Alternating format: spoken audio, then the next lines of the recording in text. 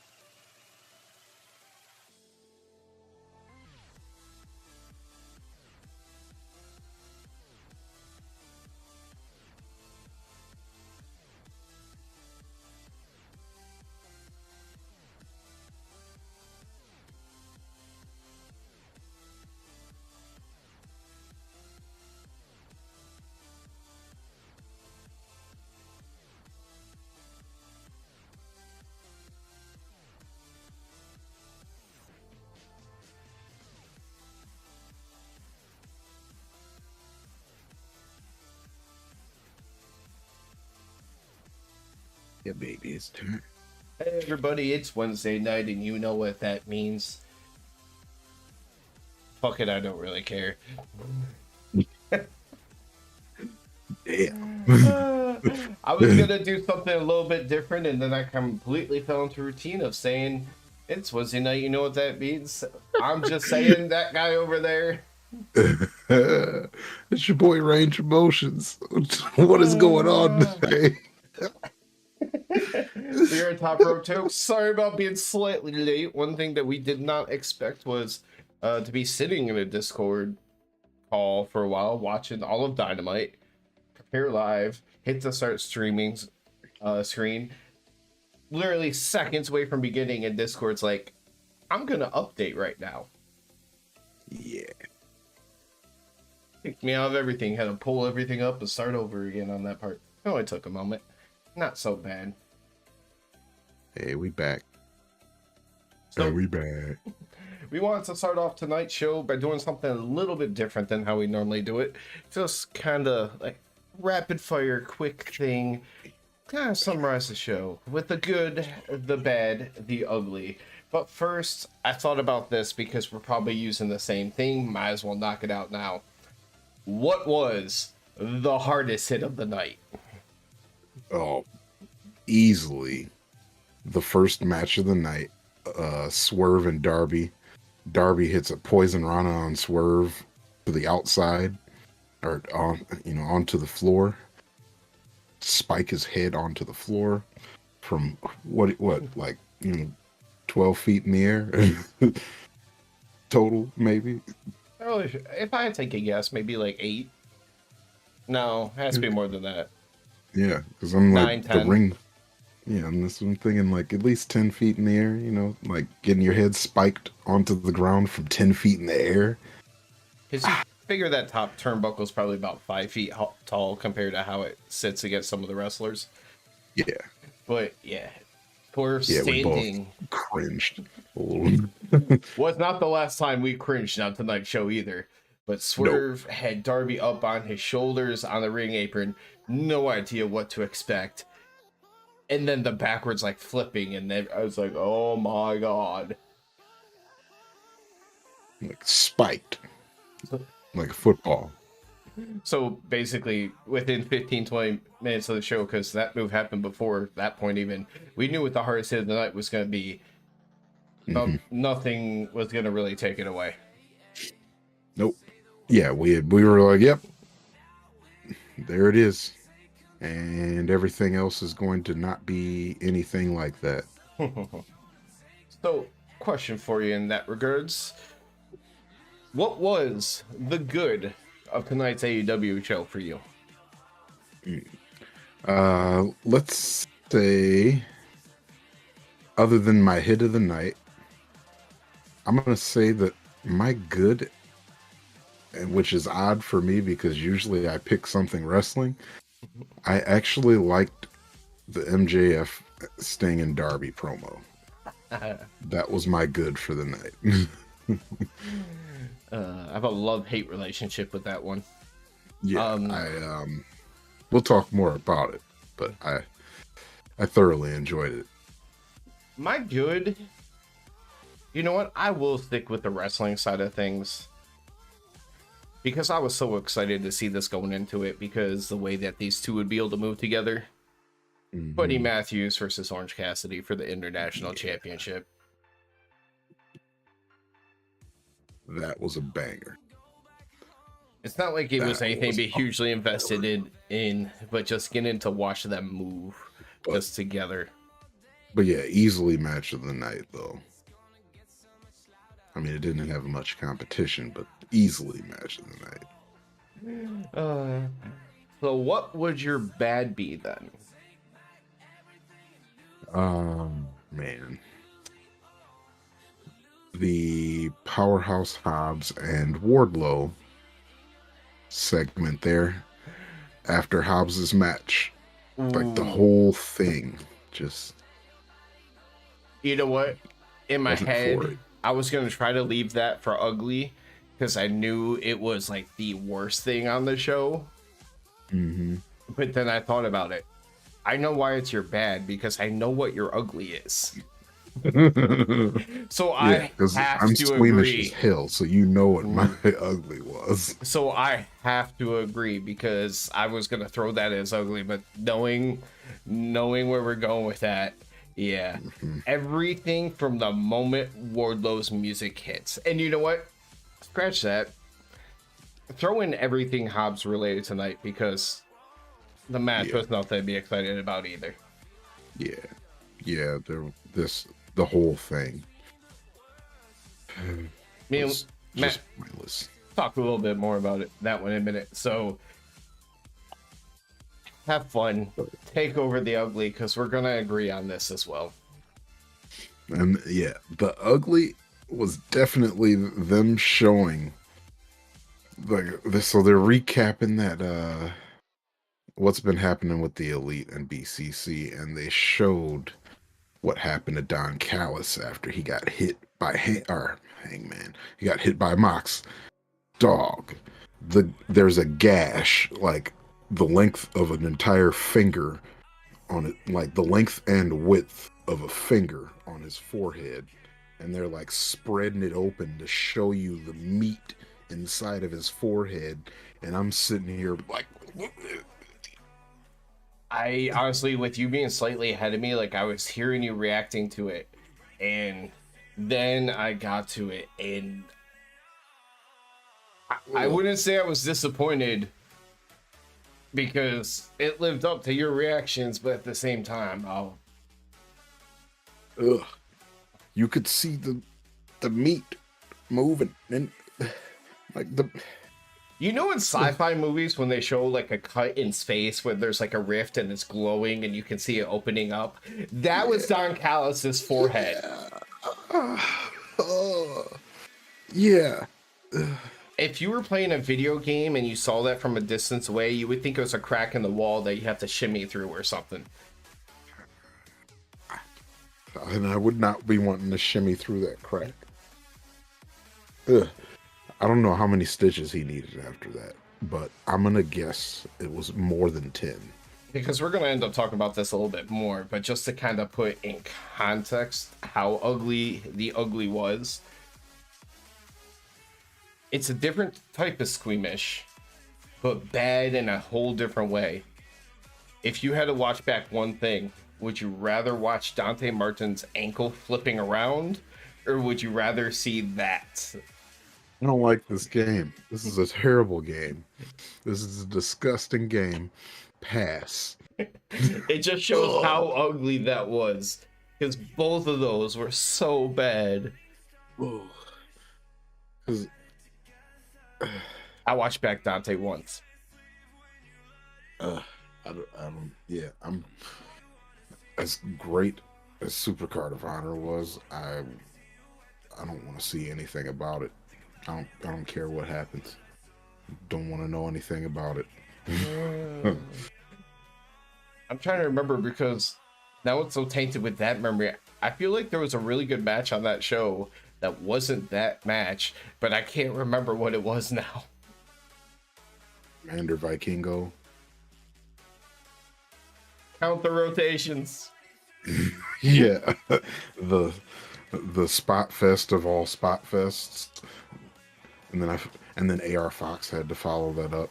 And you're like, well, AR Fox is cool, but you know what we just watched?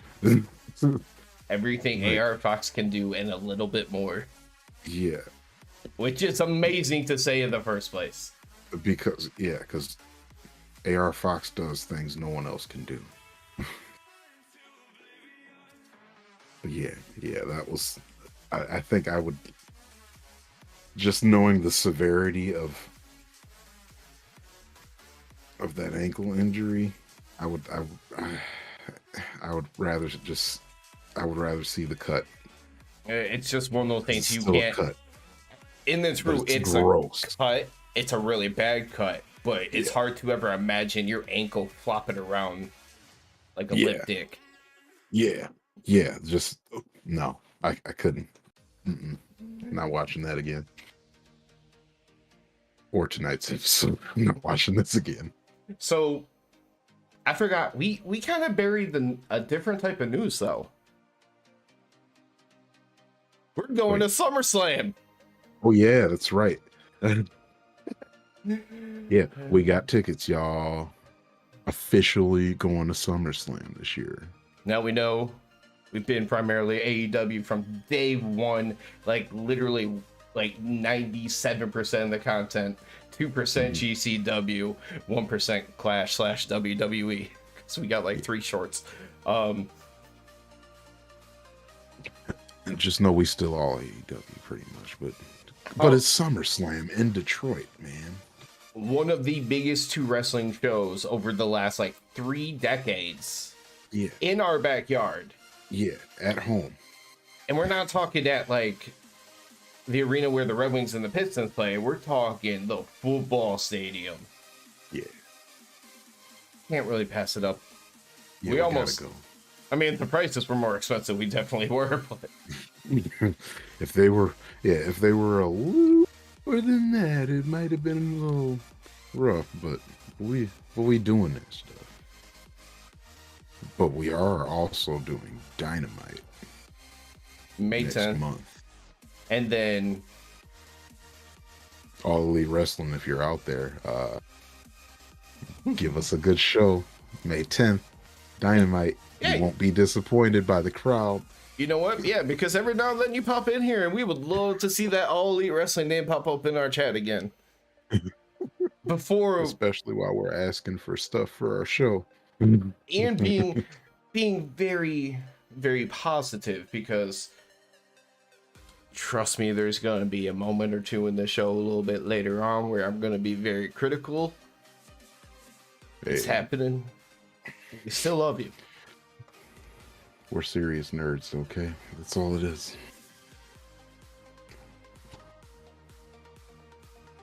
It's a review. It's an honest review, you know? Hey. I'm not exactly sure how we're gonna go about getting a nice little video out of this one, but we kind of have to talk about the news Mm-hmm. in a segment that started with Ethan Page in the ring with no music. Ethan Page with a jobber entrance. Yeah. After you make him lose a hook in a way that I wasn't too fond of, making him look silly. Give him a jobber entrance, leading to one of the biggest parts of the night.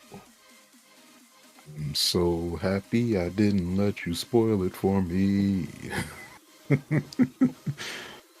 That was so cool. That's why when I heard that Aussie Open was there, I was like, you know what? That doesn't really feel like anything crazy. I can tell him yeah, that you can part. tell me that because I've seen them there recently. I'm gonna be like, okay, hell yeah. But because Aussie Open's the shit, and I want to see more of them. I want to see Aussie Open and FTR real soon. Real soon. Ooh. If I'm not mistaken, Aussie Open. We'll talk about it. We can. I'm gonna get too far into Aussie Open now. Well, I mean, we're gonna talk about a tag team and a very legendary tag team here in just a moment. Yeah. So yeah, we're definitely gonna talk about tag teams. Because Ethan Page just talked about the firm being a rough spot, between how we lost to Hook, Stokely still being hurt at the hands of Hook. Mm-hmm. Matt Hardy bashing him overhead, all the stuff that's gone down. Well, eventually, Cassidy and Hardy come out, and Cassidy's like, you played yourself.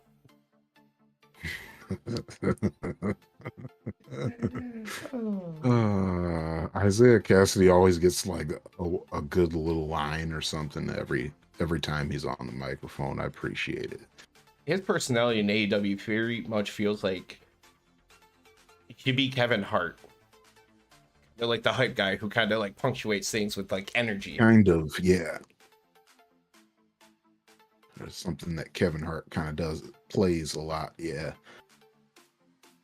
Like you'll have The Rock doing his interviews, kind of talking, then come and jerk jabs.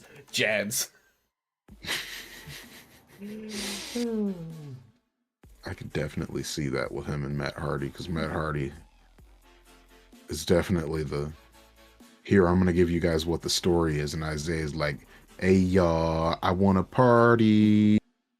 Shots. Right to the theme song.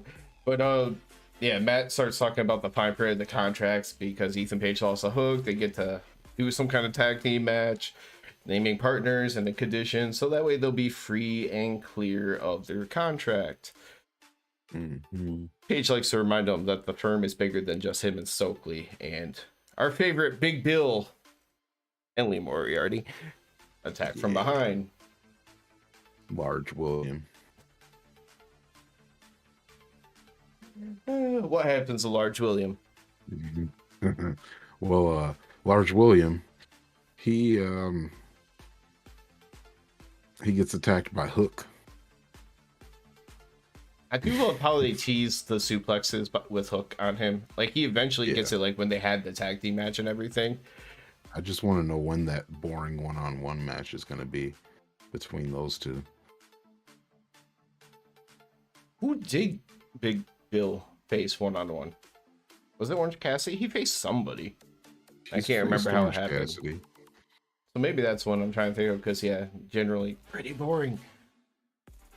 But Orange Cassidy is Orange Cassidy, though. Hook wasn't enough to take out the remaining members of the firm because the numbers game got to him. But then I got to hear your reaction when a certain theme song hit.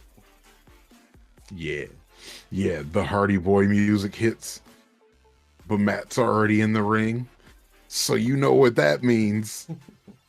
Jeff's back, baby. And he didn't even dance before he came down to the ring this time. He was all business. He had his fancy chair. Yeah, the closest thing he did to a dance this time was like show everybody the chair. Like, look at my chair. Look at my custom chair. He's like, this is my chair. It's special for me. All right. Everybody, ass whooped. He lays out everybody in the ring and does a swanton bomb on Ethan Page. I'm not sure if I heard this terminology before, but after it happened, they called his version of the Twist of Fate, which this time landed like more like a stunner. Mm-hmm. Commentary called it a twist of stunning fate. Oh, or is that maybe something he's going to be doing differently? Maybe. I just don't No. know if I heard it before. I think I've Mm, seen him do it into a stunner before because his Twist of Fate was always the worst of the two. yeah. Yeah. Matt's definitely was always better.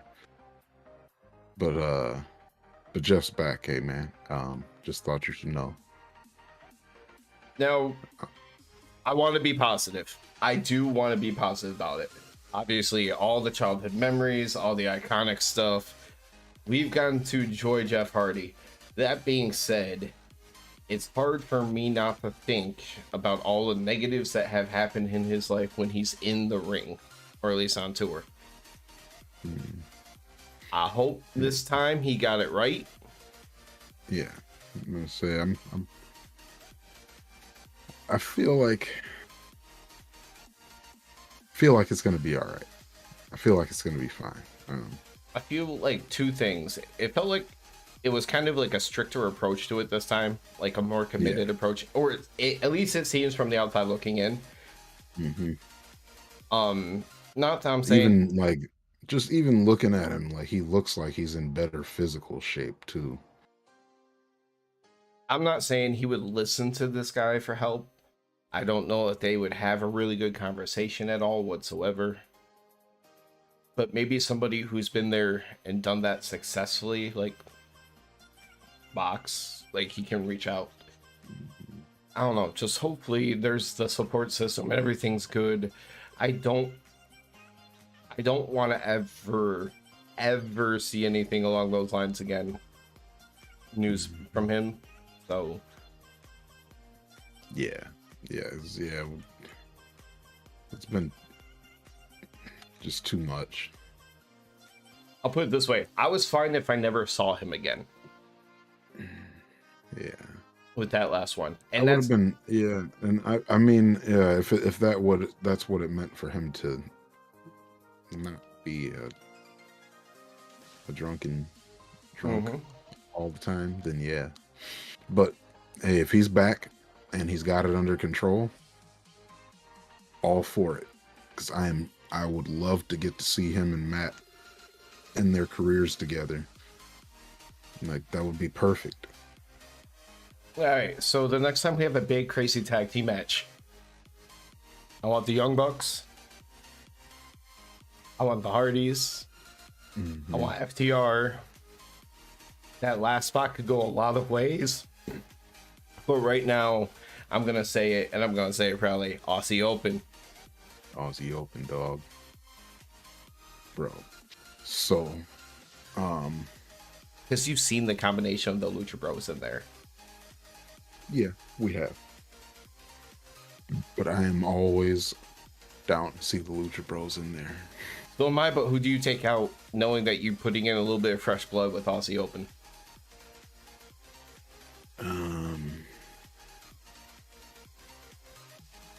Shit.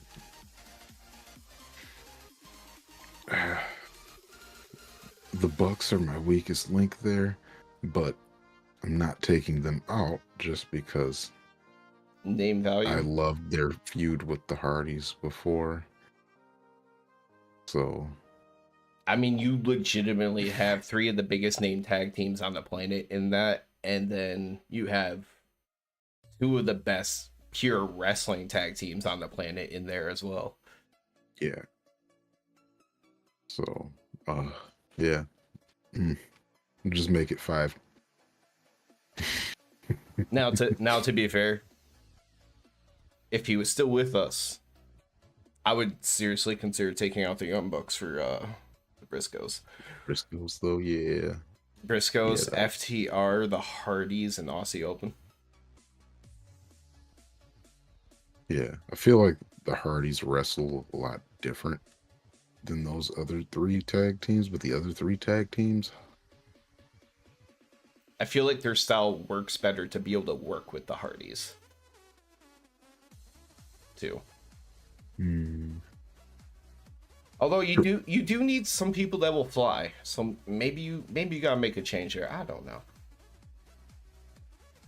But hopefully we get to see a nice run with some dream matches in the very near future. I think so. I Isaiah, think that, Jeff, and Matt for trios. They're not going to they're really. gonna try and go for it at least. I guess Isaiah has something to do with whatever is going on with Quinn. Hmm. Yeah. I wonder what's happening with Mark Quinn. Yeah. I don't know. But that would be something for them, all three of them to do. But obviously, I feel like I don't know. They might want to. Might want to see how Jeff does for a minute before they try to put belts on the Hardys. But they definitely have to be tag champions. So going from that, let's talk about your good of the night. Starting off with someone that we're really hoping is kicking off his momentum with the new group at the same time. It sucks because it was Swerve against Darby Allin, the guy who's in the title picture. Yep. Swerve out here making people look like $1 million and losing. It's funny though, because think about it. That's exactly what that promo was at the end of the show when he said Darby's success is a testament to Swerve. Yeah. I made you. Yeah. Hey, I mean, 2 of my favorite Darby matches so far have been with Swerve. Was it one of this and it was because they started stripping each other down in the beginning of the match?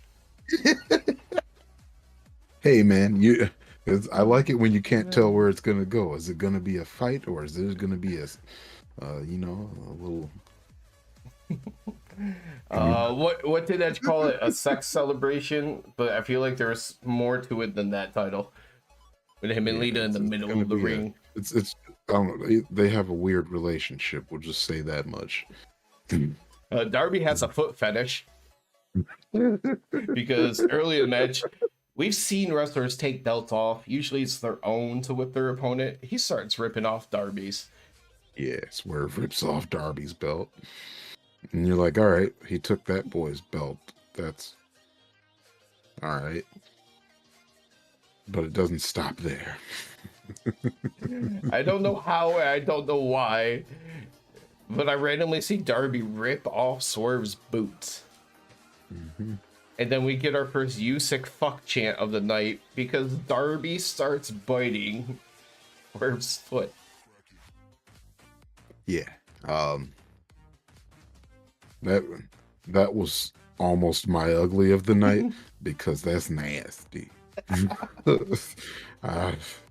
I don't care. I'm like, hey man, I don't care if you just took a shower right before the match. I'm not biting your foot. In the start of the show, we talked about it here tonight, how it was unanimous that in this match, Darby hit a Poison Rana from Swerve's shoulders on the ring apron to the floor. Slides him in, coffin drop, but Prince Nana comes running down the ramp. Prince Nana. Take a second about it, because I know you get so frustrated with AEW referees.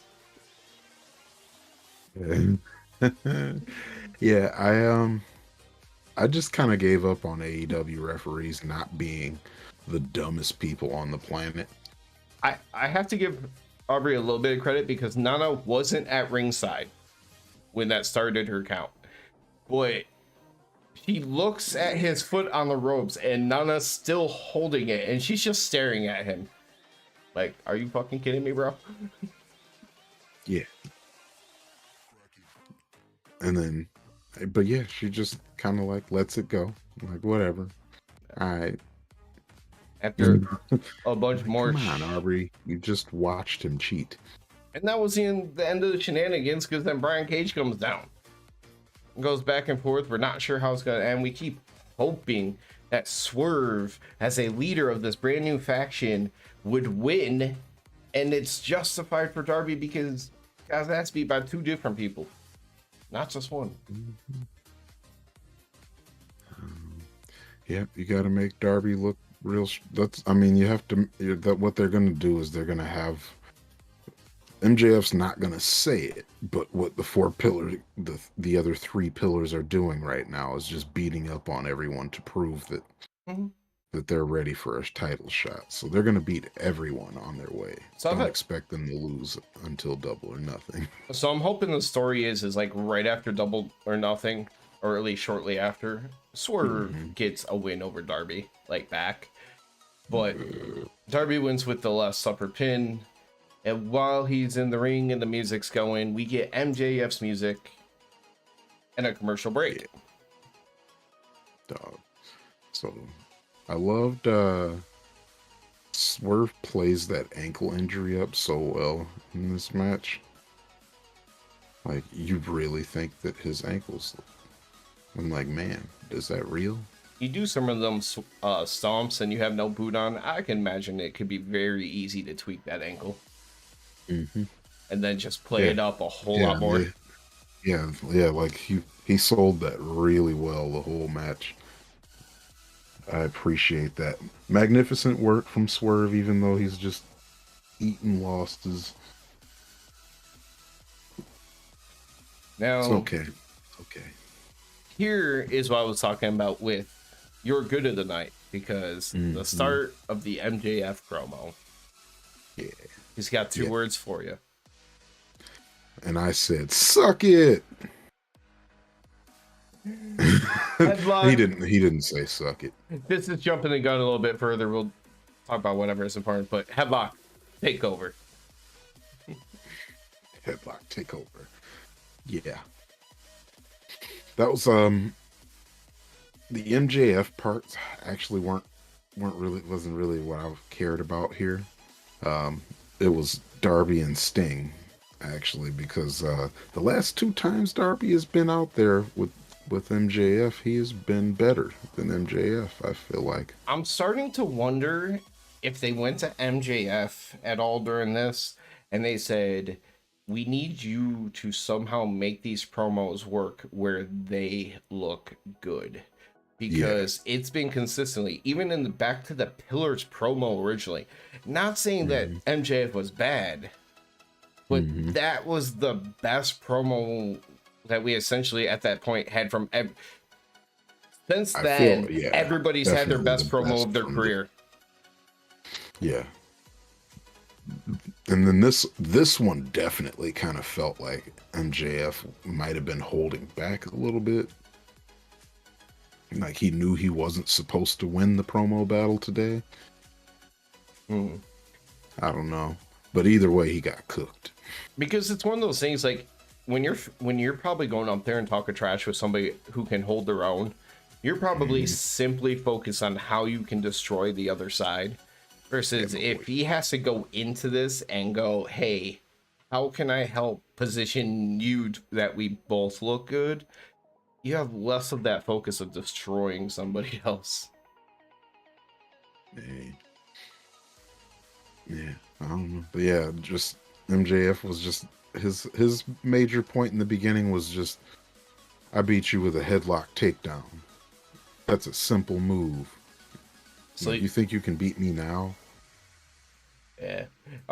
He did, kind of like how he did with Jungle Boy and stuff like that. He gave them props at first, said, great win, very inspirational, especially doing it without your daddy staying here. Yeah, he says he's probably the best wrestler he's fought pound for pound. Like, okay. Probably pretty tough between him and Orange Cassidy, those tiny, tiny people. Yep. Let's see. I don't know. Orange Cassidy's, it seems like he's got like a little bit more of a build to him than Darby. A little. But little, yeah, like not a lot, obviously. But yeah. But yeah, MJF didn't have a whole lot of great to say here, but Darby, I felt like really was good here. He talked about just his, like, MJF talks about his mental health problems, or because he's upset about being too great and things like that. Like, it's not relatable. Like Darby, the way Darby talks, like you can tell that he's really been in these dark places and he started going to therapy and it's helping him out, and then he's like, yeah, and you should try it too. Put it over for the whole crowd. And that's part of the reason, though, I realized it with this one. It's kind of the reason I felt like maybe he was trying to work with him, because it really did feel like he was setting him up for Darby's like reply. It just like put it on the silver platter for him. Like, all right, here's what I need to say for you to come back and destroy it. Mm-hmm. Yeah, that's. I was like, who knows if he's toning it down because he knows he's supposed to lose these ones. I don't know. I mean, what's good for business is they look good. Oh yeah, and Darby ends up talking about how MJF hasn't changed from when they first knew each other. MJF had always said that making it to TV was gonna wash away all his problems, but it hasn't. He's the same person. Darby's like, I used to dream of it too, but since then he's bought their parents' houses. His dad was able to retire, but he won't lower his morals like MJF, and that starts the whole beef where MJF kind of gets to come back into it. He made sure to let everyone know that his dad is not Sting. It's like, I have a dad, and it's not him. He's like, I have a dad, and he's not Sting. He's just my best friend in this wrestling business. Which you nailed it when we were watching. It did not help him with what happened a moment later, because that's what I was like. And then here comes Sting coming right out. And I'm like, come on, this isn't gonna help. Because no matter what Sting does here, MJF's like, my legacy will read the greatest of all time. Darby's legacy is going to read Sting's bitch. Yeah. And then Sting was like, all right, I'm going to go down there and help my bitch. But he cooked MJF too. So we got our first Cody reference of the show tonight, because we did get to see him in a Bullet Club video later tonight, but we probably won't even talk about that. Yeah. But he calls MJF, like, you keep talking about all this daddy things, daddy daycare, Cody, but he slips up and he says Cody daycare. He's like, oh, did I say Cody? And he starts playing shocked. I love that shot that he takes. And then he's like, I don't think of myself as a mentor. I'm more like a cheerleader. And he pulls out pom-poms out of his pockets. I was so confused. I mean, I was enjoying it, but at the same time, I'm like, is there some kind of like double meaning or like a throwback to a different comment or something? I'm like, why is he just throwing pom-poms at him? He's a cheerleader, man. He's got the fever. That's my new favorite. My new favorite Sting iteration, Sting the cheerleader. That part is between the roasting, like bringing up Cody and say the truth hurts, the cheerleader. It was all fun. He talked about different stuff. Kind of basically a very passing the torch promo to Darby. Mm-hmm. Like literally. And then he's like, people helped me. I was gonna say it's not even the best part yet. Yeah. And he's like, there was people that helped me out too. Like MJF was talking about how nobody helped him. And he's like, but people helped me. Ric Flair put me over. Like, I wouldn't be anywhere without Ric Flair. And he gives us a chance to get a woo in. He's kind of going through the iterations of his career. He's like Surfer Sting, and then he said we start to do the Crow stuff. Then the Wolfpack stuff. Mm-hmm. Yeah, he says, thank you, Kevin. Love you, Scott. And I will say he did it very, I don't want to say casually, but he kind of did like the lean back and the look up, and it wasn't one of those like over the top, like giant pause to let people like react or make it obvious. It was just one of those quick, like, love you, Scott. Yeah, it was just like, thank you, Scott. Like, love you, Scott. Yeah. He eventually got such a joke. Yeah, that was really cool. I feel like Sting was like, I got this whole promo ready for it. It was fun. He came out on fire. And the funny part is MJF started off throwing away pom-poms, dog. But it was funny because towards the end, like MJF's in the middle of the ring and he's kind of looking, and Sting kind of walks to his side and he's just like looking down at him. So it like looks like a drill sergeant father just yelling at his little kid, just staring down at him. I hate to say this, and thinking back to it, it might have actually been some of the white face paint that rubbed off, but it looked very awkward and possibly Sting showing his age. But it looked very weird when you could see gray eyebrows running through the black face paint. I kept seeing it. I'm like, I can't unsee this now. I wasn't paying enough attention to his face, or I guess I wasn't. The promo had me, so I wasn't caring about his eyebrows. It was just one of those things that once I noticed it, it would not go away. Yeah. Nope. He got me with the promo. I was all in. Speaking of all in, I don't really have a point to this, but Wembley Stadium, if you're taking away All Out from us, I don't know. I still want to figure that all out so we know if we need to save, what we're doing. What it sounds like is All Out still happening. I don't know. From what I've seen on the like one wrestling article that I saw, like it sounds like it was on the calendar originally. I know that much. To be happening still. Yeah. My thing is those tickets usually go on sale shortly after Double or Nothing, or like early June. That's not that far ahead, and we just keep buying wrestling tickets. So like, I need to know if it's happening so I know whether or not I need to save for ticket, trip, hotel, food, everything all over again. On top of like the 8 other shows. It's the summer of wrestling.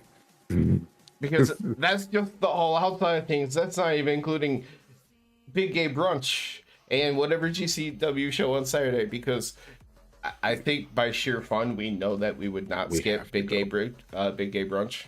Yeah. We gotta go to that. Get brunch and then go to the brunch. Yeah, that get brunch and go to brunch. That brunch was so good. We're gonna start talking about food and never come back. Yeah. Damn. I was trying to think of a point in the show where someone was eating food that we could transition to. I can tell you one thing. Will Hobbs ate up Silas Young very, very quickly. And then led to like one of the worst segments I've seen in a long while. Jeez, man. Oh, I want to shit all over that. So that's the only reason I want to talk about it.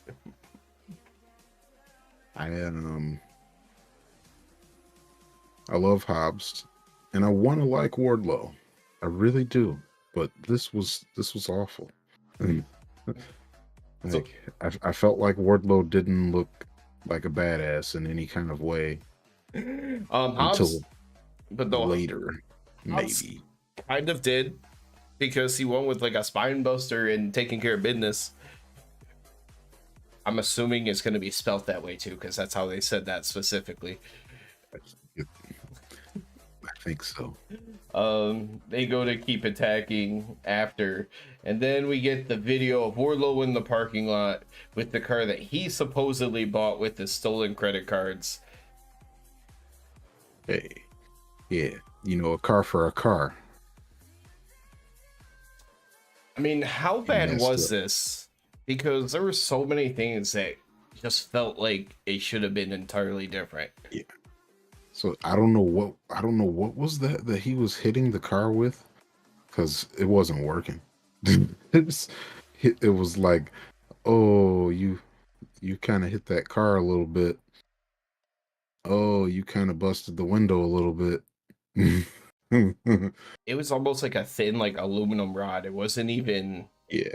like a steel pipe or anything Yeah, too like thick. he didn't have the right tool to make it look like he was really doing some damage there. Like when he picked up the The gold stanchion. the gold stanchion, that did the most damage to the car. And I still didn't even like it because it just got stuck in the windshield. It like shattered that bitch. Also, why was there a gold stanchion there? Because Hobbs was pulling up like a VIP. That's why. Because Oh remember yeah, he did the whole TNT show has or to whatever. pull up like. That's where Private Party's entrance went. Mm. They gotta get used to it since they're not around. He stole their entrance. Because remember they used to have like the guy, like the club guy, but not only that, but he took that metal rod, whatever it was, and he just starts scratching at the side where it says Monstar. Yeah, I'm like that looks real powerful. Mm-hmm. Keying Like a car. his car. Really? All right. Yeah, I did not like the keying the car thing. I was like, come on, man, beat up the car. You keyed it. Or if you're supposed to be a really big, strong boy in wrestling and you want to destroy a car, how do you typically do that? Flip that bitch. Yeah, that was what I was saying. I was like, why didn't he just flip it? And then he does decide to flip it With a forklift. Very slowly. Failing at first, taking way too long. I don't know. I mean, and that was an older car, so it probably is heavy as fuck. I don't know if he could have lifted that one, but the nice thing is, it was already kind of lifted, so you'd have a little bit of advantage levers wise to get under it compared to other cars. Yeah. But either way, well, one, if it was going to get used for this purpose, they could have stripped out shit and made sure that it was lighter. Mm-hmm. But on top of that, if your point was to make him look strong, spent that money. If you were supposed to look strong, did that achieve that? Because I'm pretty sure the damage he did could have been accomplished by a 14-year-old girl with a baseball bat. Hey, but that was Hobbs' car, though. Somehow we got from the parking lot to inside the arena real quick, because when Hobbs wanted to powerbomb, who's he facing against? Silas Young. It happened that quickly. What can I say? Wardlow interrupts and stops him. And then we got the most awkward brawling end segment. Yes. Because it starts with Wardlow's music hitting. And then Hobbs waiting for Wardlow to come out of the tunnel for far too long. To not hit a simple power bomb. Yeah, and then he comes out of the tunnel, and then they barely brawl. And QT, with their number advantage, is calling from help from the back. They're not even trying to take advantage of the numbers game. They had 1 million dudes come from the back, like every guy that's not on the roster officially came out the back. Like, I think every guy that's in a dark or dark elevation match this week is like, all right, I'll go out there. On top of that, they though, all got wailed on by Hobbs and Wardlow. But it got even worse, because somehow Aaron Solo's left behind with Wardlow, and you can see behind everybody in the shot, you can still see Hobbs and QT just standing there, not being restrained, just standing there like watching, like as Wardlow makes his way over to Solo, not even trying to do anything about it. Before Wardlow delivers, I don't know what they need to do about this, but some of these power bombs that go off the side of the stage, thinking about like when Willow did it, Yeah. some of them are not going too smoothly. This one, he was flush with the first table. At least it wasn't perfect that bad. landing on that first table. Was just there was a second table, and he landed perfectly on the first table, which means that he landed on his neck on the second table, and the table did not break. I don't even know if that bitch cracked. No. He just smacked the back of his head off the second table. That was, oof. And at least like when Vikingo smacked his on the back of the apron, he was at least trying to roll with it away from it. This was just straight smack. Yeah. So yeah, hopefully he's okay there. I but mean, man, he doesn't wrestle on TV too much that often, so I won't notice. You, if you're watching the YouTube show, you might. Or if he shows up next week and the neck breaks as a part of the story. I don't even really think he's ever on Dark or anything. That's really bad for your career. Yeah, I don't, because I can't really recall either that or I skipped whatever. But to sum it up, this whole segment is cheeks. It was so bad. So much potential, but just cheeks. At least after the squash match and terrible segment that was Wardlow and Hobbs, we got what was the match of the night with Buddy Matthews versus Orange Cassidy for that international championship. I forgot this was happening until I saw Buddy walking out to the ring with Julia, and I remembered he's facing Orange Cassidy. This is going to be fun. Interesting. I still insist they should all kneel to Julia at the ramp in the entrance, but Julia is the leader of the House of Black. As far as Top Rope Tokes is concerned, Julia is the leader of the House of Black. just like in the same kind of dynamic, she's the only baby face in the House of Black. Everybody else is kind of tweeners. This was a match I knew from the beginning I was just going to kind of sit back and watch and kind of get lost in because, as suspected, they were moving fast. Mm-hmm. Yeah, I definitely took a seat back and just enjoyed this one. It was worth it, man. Couple spots that I liked in there. The beach break on the apron. It's pretty nice. I'm glad that was the counter into the beach break because whatever Buddy was about to do looked like it was going to be real ugly. I always love it when they do like the fake tooth thing from the punches. Like they did a fake tooth for when Orange Cassidy hit that first punch. And then Orange Cassidy like really played up that his hand was broken because he just knocked a tooth out of Buddy's mouth.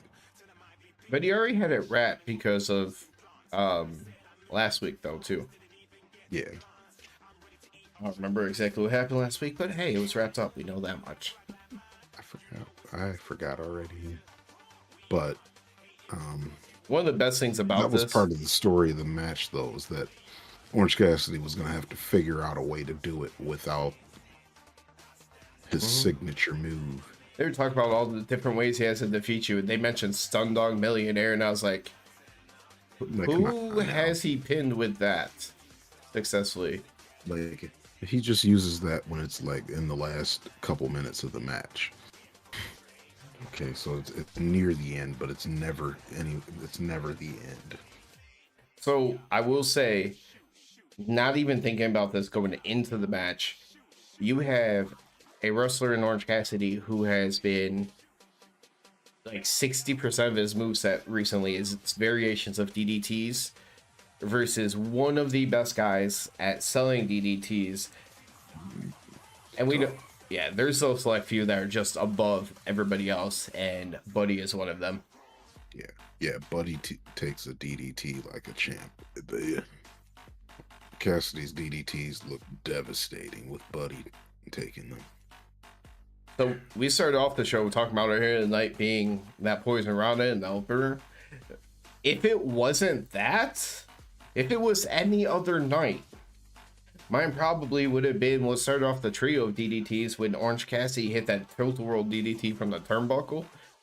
Oh yeah. But he hit that nice bounce on that one. Yeah. Yeah, like it looks like Buddy is like about to be seriously injured every single time. That is true talent right there. I don't know how exactly it got to the point of the third one, but the second one he like did the dive outside and caught him with an RDDT. Then there was one more inside, and as opposed to bouncing like his neck was a spring, the third one he just did like the I'm dead. His body just went straight dead white. And I was like, you know what? I'm thankful for that. It's a different cell, and it shows the punishment like 3 in a row. It's just like done, out cold. Yeah, he just couldn't handle anymore. But Orange Cassidy still had to go for that orange punch anyway. Oh, he was I a like hack. Yeah, I like the dodge, but Oh, he ducks it. I thought you were talking about the one where he actually, like, he caught it, and remember, he just sat on the mat forever, just holding his hand. I thought you were talking about that, so. Oh no, I was just talking about the one where he ducked it and then he gets the stomp on him. I got so That was a nice excited for sequence. about 5 I mean, the whole seconds. match was a nice sequence, but yeah, So excited for like 5 seconds right there. dude. Yeah. I don't know why, but I bought into it for a split second there too. I was like, Buddy, international champion? Like, no, David. But there's They would rhymes never and do reasons that you that. could see it happening, though. There's enough there because you know Orange Cassidy can lose at any given time to someone who's featured because you have a natural direction for him to go after. I mean, I don't necessarily think it should be Buddy either, but I'm like, hey, if they're gonna roll with this and they got a story going between the groups, I'm like, Yeah. Buddy, please. They I feel like they really made it look like Buddy has been his toughest challenge yet here. Or maybe it's just because Buddy is so good. And they're just you have two wrestlers who can sell probably just about better than anybody else in the match together. So it looks like they both just went through hell. So I'm not sure what it's called here. I know when his name was elsewhere was Buddy Murphy, they called it Murphy's Law. His finisher move where he does like the kind of cradle swinging thing goes for that. Orange Cassidy, they will slip out of it and get a mousetrap pin for the win. And commentary mentions like he only pulls that out on rare occasions. I believe they said that's how he beat Jericho when he beat Jericho. Yeah. Yeah. So, he could not get that orange punch to win today. He had to use the wrestling super move. Some kind of roll up. His version of the wrestling super move, I should say. You know, because every small guy's got their own special version of the roll up pin. Darby won with his tonight too. Hell yeah. Honestly, I'll take that over how the main event ended, but I'm gonna pause for a second so we can have a nice transition. The main event of the I don't know why I don't let you just do that part. Yeah, because it was the main event, and you did it. Now take like a 2-second break, let the time go silence, have fun with it. My mic's probably gonna go out here, Yeah, but y'all know that Keith Lee faced Chris Jericho in the main event. Like 99% of that got through, so I'm happy with it. Yeah. We had the Ocho, formerly known as the Wizard Chris Jericho, versus the Wizard Keith Lee. Look, he could be a rogue. Listen, Still. there's not that many wrestlers that can have straight up gray hair like that, and it worked for them though. And then to come out with that giant cloak. Yeah, I'm just gonna call him Big Black Gandalf the White, or Uh, just Gandalf the Black. so you know what? This felt like a very, I don't mean to say this in a negative kind of way. It felt like a WWE match.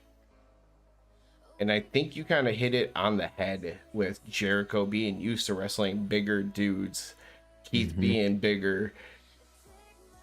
Now I'm Yeah, happy that they let them wrestle, and that way it's a little bit different, but it wasn't too crazy by any means. yeah, yeah. It was solid, and that's what you. Two veterans like them is probably gonna give you something solid. I take that back. In the other company, Keith Lee's probably only doing moonsaults at pay-per-views. Okay. Yeah.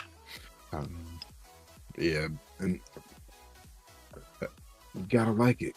You got Keith Lee looking like a grandpa you don't want to fuck with. Flipping and shit. Yeah. It definitely looks like he's probably been working on his cardio, because he wasn't moving in the ring too much before he was out before, and he definitely moved a lot today, so we'll take it. I'm just hoping they find a way to regain his momentum. Yes. Because I feel like when he went away for a time, both he and Swerve, everything just stalled, and they are both, Losing this match wasn't going to help. but they both lost so much momentum, and it sucks because they're both so damn good. And it's not a situation where you necessarily want to see people thrown together for rhyme or reason, like without anything. But at least their story coming in together, it made sense, and you could see the story they played the whole time. It just sucks that when it fizzled out, it ended. Yeah. Because I don't. I feel like it wasn't just me, but everyone was excited to see how this story between Swerve and Keith Lee played out. Now I feel like we're all just wanting it to be done, so that the two of them can move on and do other things. It was crazy because there was that short time period between Grand Slam and All Out last year where they went from being babyface tag team to fucking hated. And the thing is, it wasn't. I feel like everyone at that point, everyone knew the Acclaim was going to win the titles when they had that rematch. But the story wasn't about what's going to happen when Acclaimed win, blah blah blah. The story became everyone getting excited about what's going to happen between Swerve and Keith Lee. Yeah. I fully agree with you there. Like, I remember that being where the buzz was. Yeah, it was everyone was like, yeah, we really want to see the Acclaimed as tag champions, but that story between Swerve and Keith Lee was what we really wanted to see. But now, yeah, I just want it to be over. If that reaction did not tell you, they are not done with each other yet. Oh yeah, definitely not. Keith Lee spent the majority of this match tossing Chris Jericho around. Yep, he was. Yeah, Chris Jericho was doing his best as a flyer today. He's like, Like I make me said, feel like it's 1995 again. Yeah, I forgot that he is definitely used to getting tossed around by big dudes. Big meaty men So I tossing was like, beef. man, he's doing really good at this. And I was like, oh yeah, it's just today wrestling Jericho is like one of the bigger guys. Back in the day, he was really little. Towards the later part of the match, Keith Lee got his big ass power bomb off on him, and Garcia like completely slides into the ring to distract the ref, which allows somebody, because somehow the commentary acted like they couldn't figure out who. I don't know who it was. It was some guy in a ski mask that came up and just clocked Keith Lee in the head. Fucked up thing is, I knew who it was, but I have no idea what he hit Keith No, Lee you with. don't. It was some guy in a ski mask. But You didn't know until after he took the ski mask off later. Because it was later revealed that that person in the ski mask was Swerve Strickland. Who'd have thought? I I honestly, had no idea. what did he even hit Keith Lee with? Because I saw the person, I completely missed what he used. Was It was something gold. I just assumed it was the ring bell, that but it didn't make a noise. right? That was kind of my kind of logical thing because I don't know what he would have brought down with him, but the table was like 5 feet away from him, so it would make Yeah. sense. So I'm like, nobody involved in this has a belt, so it Um, definitely couldn't have been a belt. Now, like you introduced this match with, it was the main event. So when that hit happens, Jericho pins Keith Lee 1, 2, 3, and I'm sitting there. I had to look at the clock because I was like, that can't be how Dynamite ends.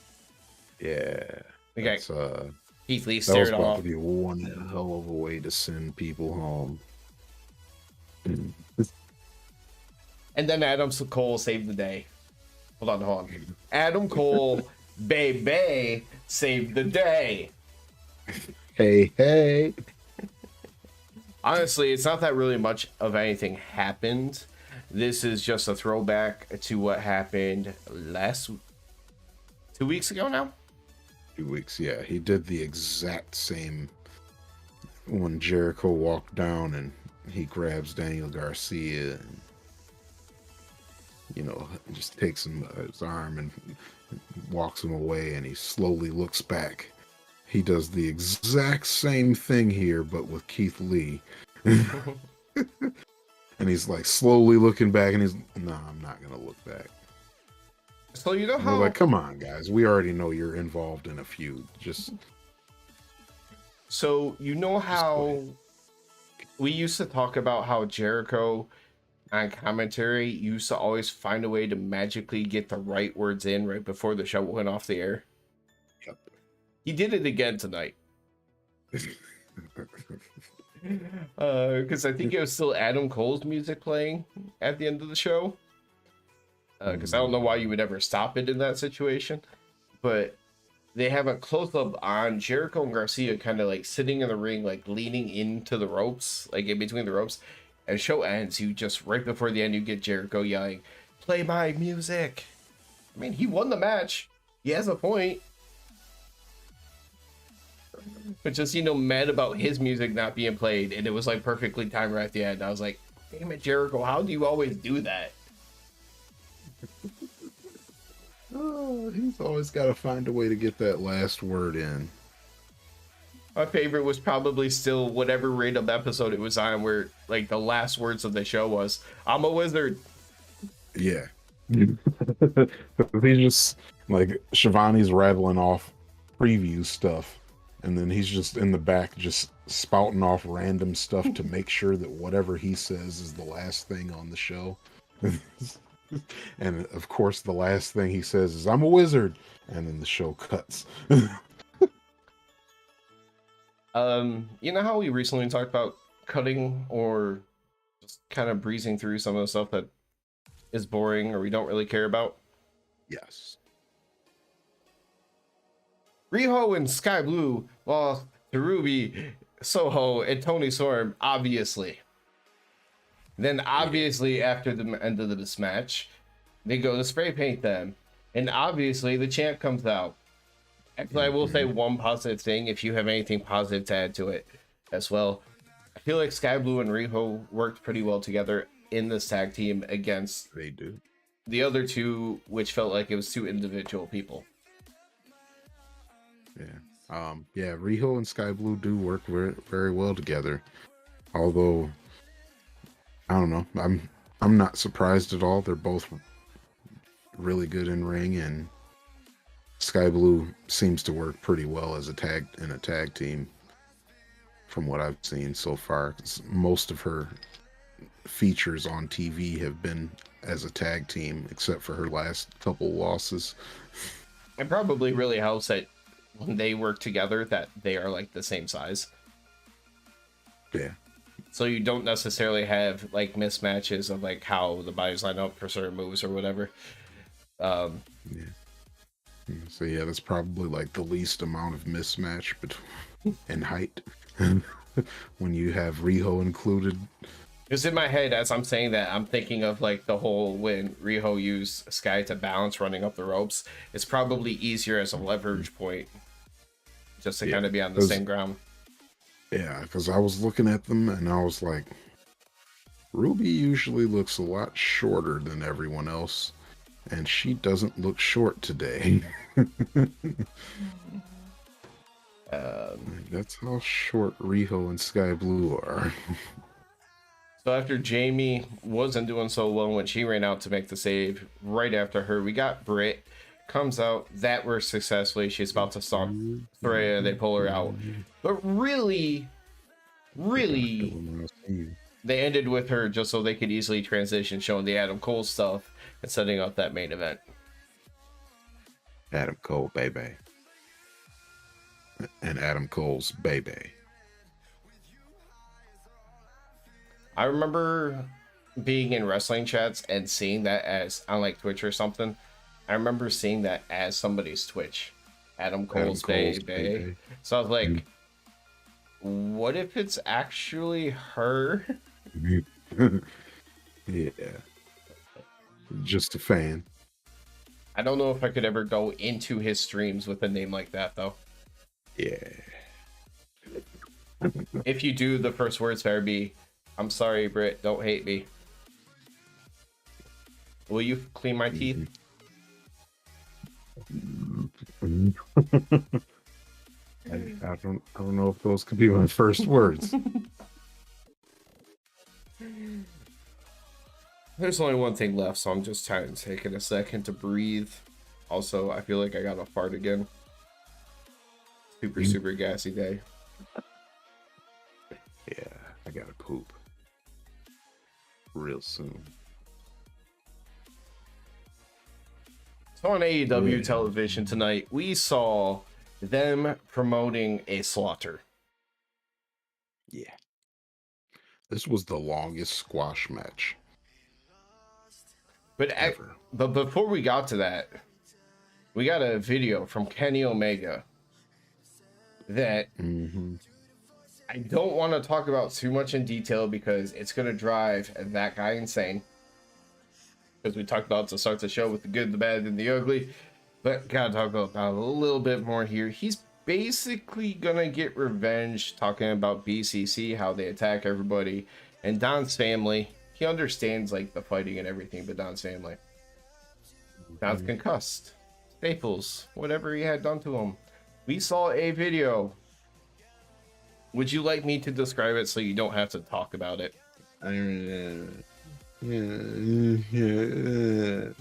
So if you see how his mouth is just slightly open right now, imagine a line going down his forehead like that. And that's what we were seeing with Don Callis' head. Like a 3, maybe a little bit more cut. And you can literally open it up like a pair of lips on his head. It was nasty. I'm surprised you could not see skull through that. Not to make you think about it too much more, so I apologize. I thought about it more, you bastard. I thought about it a lot more just now. So that was quite the visual. Kenny did say that he was not there tonight, and that's the whole point of the video. So Brandon, you already had BCC come out to the ring, right? With their long ass entrance. We got Cutler and Nakazawa walking down to the ring. And on their way, they're jumped. And their ass whooping has begun. Yeah. This was how BCC is starting their matches now. Jump you on your way to the ring. Mox didn't bleed, so they both had to bleed before the match even started. Yeah, Mox doesn't bleed anymore. He only bleeds when he's a babyface.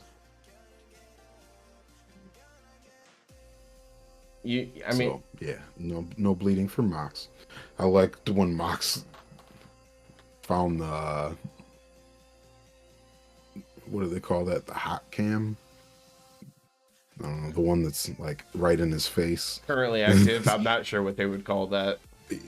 Yeah, like he finds the one in his face and he's like, "Don't change the channel." See, it's funny because at first I thought he said, "Go ahead, change the channel. Like this shit's over. Like there ain't nothing to see here." But the commentary said that. I was like, "Oh, okay, that's cool too." Yeah, he said, "Don't change the channel." I know you just absolutely loved it when. So when you say the longest squash, I get it because it was always they should be beat. Match should be over. Last second, one of them breaks up the pin or breaks up the submission. Like they just barely keep staying alive. Mox outright let Nakazawa tag Cutler. Like he gave no fucks. He's like, have that, tag him. I'll beat his ass too. Yeah. I actually kind of love that. And I'm surprised the commentary did not try to bring more attention to that because that was a like you would think if you're the opponent that would be like a fucking mind game in and of itself. It should be. I mean, Cutler and Nakazawa were fighting all heart today. They were all Blake Christianing up this match. All heart. Nakazawa's shoes came off when he got giant swung. And they just stayed in there for the rest of the match. They didn't even do anything to clear them out. Yeah, his shoes are just there. And then Mox and Cutler are just wrestling around his shoes. Like both of them tripped over his shoes at least twice. Mox is biting the face mask to like put pressure on like Cutler's face and stuff. And all you see, it's weird. So Cutler's bleeding, right? But it's funny. Yeah. All the blood is contained to like under his mask. It looked like a wrestling video game in which like the blood is always in one very specific spot. Yeah. Yeah, like it looked like how the blood is more like a face paint. Yeah, very much. In video games, it looks like they just got some red face paint on. You know what? That should be my next standard of buying a wrestling game. Your graphics will be elite to me when I can actually see blood like dripping and like progressing down on the body. And it has to be John Moxley modeling it. No, he don't bleed. I don't know what you're talking about. It might change again by then. I have no confidence. Video games have had this long to try to get hair right, and they're still struggling. I got a feeling blood is going to take a while. Yeah. Until both of the opponents are in the ring, and they're doing the elbows and stomps to each of them, that's when the ref calls for the belt. The massacre is finally over. Mm-hmm. Like the ref just has finally seen enough, and he's like, "All right, that's it." Mm-hmm. It's funny. I don't know what they were expecting because it was kind of awkward timing because right when that was happening was when Claudio had stopped and he was going for the Ricola bomb. And that's when he ended up. I'm like, okay, that's weird. They continue to fight. Yuta gets in the ring, and Mox gets on the mic. Says, "Where's the Bucks at? Where's Hangman at?" I forgot what else he said. The Elite, just as a whole. No, Don Callis. He called for where's Don Callis? He says, "Where's Don Callis at?" He says, "Oh yeah, they're all in the hospital." Because the BCC puts the Elite in all Elite Wrestling. Mm-hmm. Kenny's music hits. Kenny's like, "Yeah, I've had enough." But you're just like, oh, so it's just Kenny.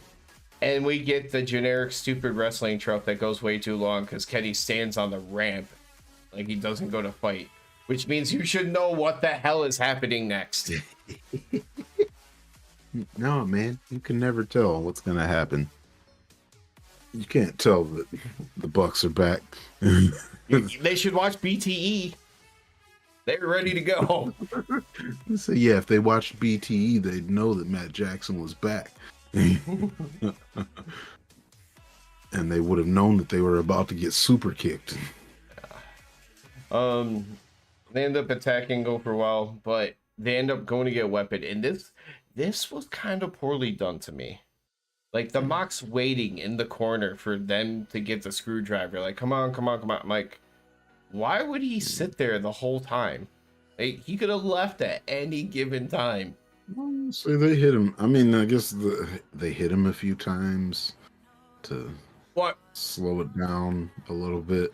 I mean, after that though, like when they had the case and everything, he was sitting in the corner like this. Got up, come on, sit back in the corner. Like, it went from, I'm like, why would you even be waiting around for that? Like, he could have just literally climbed out of the ring like normal. I guess, I don't know. It was weird. They ended up doing the whole thing where they pulled his feet and got him out of the ring anyway. Kenny, full fucking lunch, man. I liked that Kenny was going for him with the toolbox, and Matt's like, hey, wait. And I'm like, why is he stopping him? Like, why would you not want him to hit him? And then he's like, no, use this. He pulls the screwdriver out of his pocket. The commentary though, when that happened, oh, that's a flathead screwdriver test. Yeah, that's not a Phillips, that's a flathead. I'm so surprised. This is hilarious, man. It was fun. I just did not expect it in a million years. Screwdriver Jones there. Everybody's a Jones. Wait, is there anyone in there that's actually a Jones? No. That's Taz's thing. He talks about what you're doing and calls you that Jones. No, I knew that. I was just trying to remember because Kenny's real name, his last name is a very common last name, but it's Smith, not Jones. I was like, okay. I know his is a really common one. I know the Bucks. We know Claudio's. I know Mox's. It's good. Danielson's, I think is actually Danielson. I have no idea about Wheeler. Oh no, we looked up Wheeler Yutas. It was some weird shit. Yeah. Like something. He has like the whitest name on the planet. It was like Paul Gerber or something. Yeah. Yeah, basically he has like the whitest nickname, real name. I just wanted to do it to somebody actually with the last name Jones one time. That's all. Yeah. I can't. Ren Jones is gonna have to be on AEW. He's been there. He might have. Yeah, and then we'll go back and search Ren Jones AEW Dark and see if Taz talked about him. I think it's either called Cage Match or Cage Side Seats or something. But there's a website that actually has my wrestler directories where you can see every match and results and stuff. So you can actually go pull up Ren Jones and just look for the AEW logo or sort by AEW or whatever. Oh, okay. I'm doing it, but I know it exists. All right. I wasn't planning on it. All right, sir. Anything with that being said, end of the show.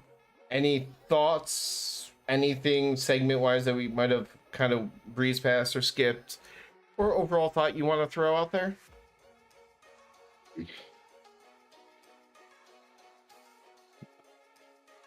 Yeah, there wasn't really much. I mean, there wasn't much else to talk about. Oh yeah, we're getting best friends in Aussie Open on Friday. Mm-hmm. Oh, there was even less women's time on television this week, but we've complained about that nonstop. So yeah, I'm like, I feel like we're beating a dead horse now with that. Luchasaurus still looks like a road warrior. And his mask reminds me a little bit of kind of like the one Kane had for a while. Yeah. And Christian reminded me of an evil game show host. So you're saying if they ever do a Squid Game sequel kind of thing. Yeah, like he could be he could definitely be like the mouthpiece for Squid Games too. Or they do like a prequel setup for like the Hunger Games, and he has to be like the chancellor, whatever the dude is. Yeah, that's Christian. I mean, and if it was the Hunger Games, though, his outfit would have to be way more ridiculous. But Do you not remember how ridiculous Edge and Christian as a tag team were? Have you watched the Hunger Games? Like the rich people in the Hunger Games, their outfits look like stuff that somebody wouldn't even wear on a runway. Oh no, I get that. I'm just saying I think he'd be down for it. Oh yeah, I'm sure he would. He's made it very clear that he's about making some money. So if he's making some money, he'll do it. Oh man. I mean, the only thing. Oh yeah. Speaking of, I did mention Aussie Open earlier, so I had this idea, and I wanted to make sure I said this before we went off the show. Because Aussie Open just picked up the IWGP Tag Team Champions. You're thinking about Forbidden Door versus FTR, aren't you? Forbidden Door FTR. Oh, as soon as you started that thought process earlier, I was like, wait, Forbidden Door's not that long away. Yeah. It's gonna happen. Yeah. That's why I was like, oh, can we get this at Forbidden Door, please? Give it to us, baby. Wait, I'm trying to remember though. Do they have they have junior heavyweight and heavyweight classes over there? Yeah. They have those for the tag teams too, right? I believe. Yeah, they do. Who's the other ones? The junior tag is I'm pretty sure they're not in the juniors. So nobody worth even thinking about. Yeah, I don't know who it is. I would have to look it up. Because I just knew that they had just picked up the IWGP heavyweight belts. The current champions is Catch. I guess it's supposed to be 22, but it's 2-2. It's TGP and Francesco Akira. Okay. I just knew that TJP's good, but the other one, I don't know. I remember I saw on Wrestle Kingdom, Leo Rush and somebody challenged for the junior ones. I just remember Leo Rush slightly. How much Leo Rush have you seen? That moves. I only know about the WWE Leo Rush. He moves in ways that you ain't seen people move. Yeah. Like, the way he cuts while running, why is he not playing, like, halfback in the NFL? I mean, I know he's small, but he's not any smaller than me. Put some muscle on, be Maurice Jones-Drew. Hey. Jones! I got to say it, Jones!